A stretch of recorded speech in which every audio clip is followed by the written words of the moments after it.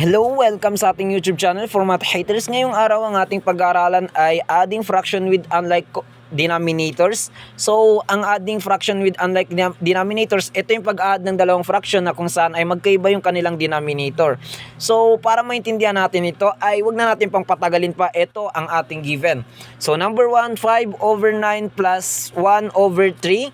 So, kung mapapansin nyo, ay magkaiba yung denominator natin dyan, na kung saan ito yung si 9 at saka si 3.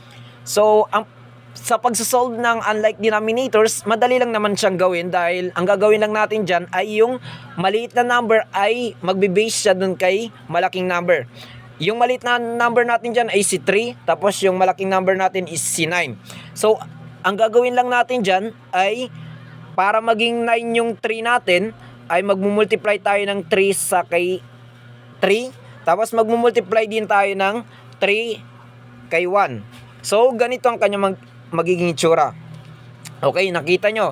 So, ang gagawin natin dyan is imumultiply lang natin si 1 kay 3. Tapos, si 3, imumultiply natin din kay 3. So, ganito na ang kanyang magiging itsura.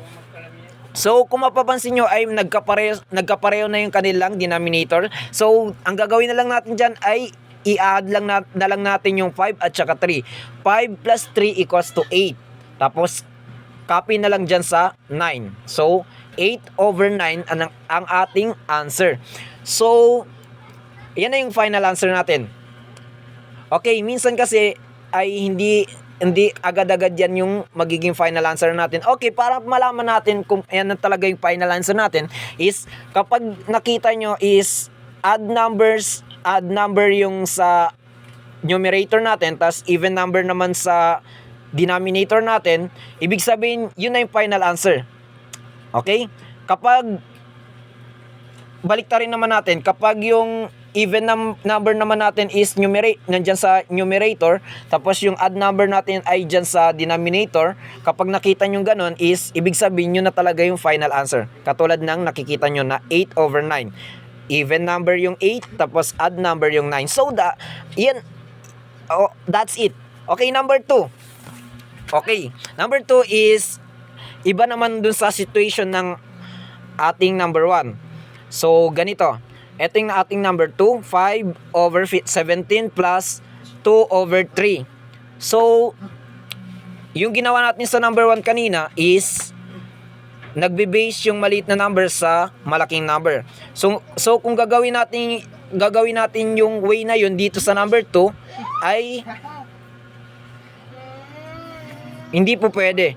Kasi wala tayong alam na kapag i-multiply natin yung 3 ay mag-equals to 17. So ang gagawin natin kapag ganyan ang mangyari is, ang gagawin natin dyan sa 17 is magmumultiply tayo dyan ng 3. Dyan kay 5 magmumultiply din tayo ng 3. Dyan kay 3 naman is magmumultiply tayo ng 17. Dyan naman kay 2 is magmumultiply din tayo ng 17. So ganito ang kanyang magiging itsura.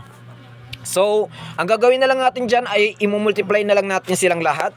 So, 3 times 3 equals to 15. So, 3 times 17 equals to 51. So, ganito ang kanyang mangyari. Tapos, yung 2 times 17 equals to 34. And 3 times 17 equals to 51. So, ganyan ang kanyang mangyari. Okay? So, dahil nagkapareho na yung kanilang denominators, ang gagawin na lang natin ay i-add na lang natin yung 15 at saka yung 34. So, 15 plus 34 equals to 49. So, copy na lang dyan sa 51.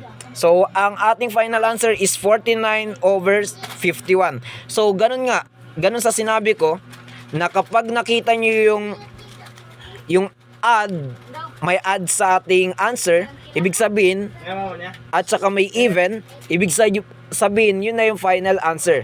Okay? That's it.